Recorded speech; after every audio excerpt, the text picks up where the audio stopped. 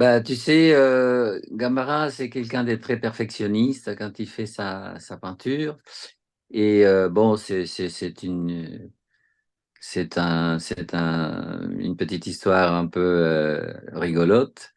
Et tu sais, il y avait le photographe qui faisait des photos des œuvres. Et puis, il était toujours en train de regarder des tableaux qu'il avait fait il y a une vingtaine d'années. Elle me dit, tu sais, Hébert, ces tableaux-là, il faudrait le retoucher par-ci, par-là. J'ai dit, écoutez, Gamara, vous ne pouvez pas toucher ces tableaux parce que les photos, elles ont été déjà faites. Et puis, elles vont être publiées dans la monographie. Donc, on ne peut pas modifier quelque chose qui va être imprimé. Et puis, il m'est sorti des histoires. Il m'a dit, ah, tu sais, le peintre Bonnard, impressionniste, on l'avait un jour chopé au musée, je ne sais pas si c'était au musée de Luxembourg, en train de retoucher ses tableaux. Mm. J'ai dit oui, mais Bonnard, c'est Bonnard et vous, c'est vous, donc pas question de retoucher. Tu vois, c'est des histoires comme ça que j'ai vécues avec avec Gamara pendant la recherche de la monographie. Sinon, comme je te disais, je ne sais pas exactement à quel moment c'est quelqu'un de très calme. Bon, tu as pu le constater quand tu l'as interviewé. C'est quelqu'un de très calme, très simple. Il est toujours ouvert à donner des renseignements de sa peinture. C'est pas quelqu'un qui va être énervé parce que tu lui poses une question un peu indiscrète. Il va répondre oui, je peux répondre, non, ça ne m'intéresse pas de répondre, mais jamais de façon agressive ou violente. C'est un être vraiment. Moi, je l'ai découvert, je le connaissais, mais dans d'autres situations. Mais là, pendant la recherche de la monographie, je l'ai côtoyé pendant 3 ans, presque 4 ans. Donc, j'ai découvert différentes facettes de sa personnalité et je les trouve une personne attachante, très attachante. Et à chaque fois qu'on aborde le sujet de son enfance, il est très ému, très, très ému.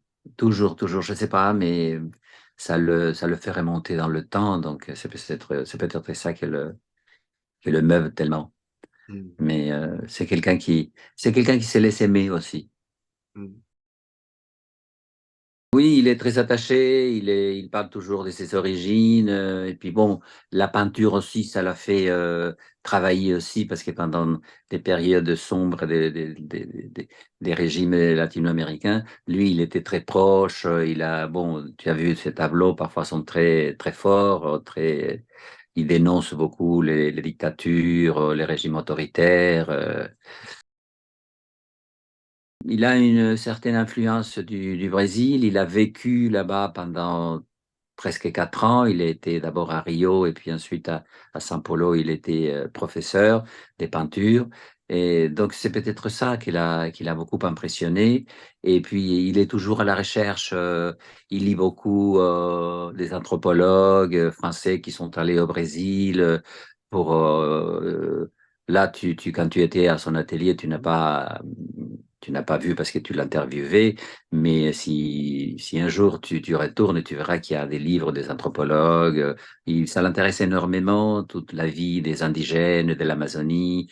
C'est quelqu'un de très, je sais pas, il est comme ça, mais c'est plutôt le Brésil et l'Amazonie qui l'a beaucoup influencé.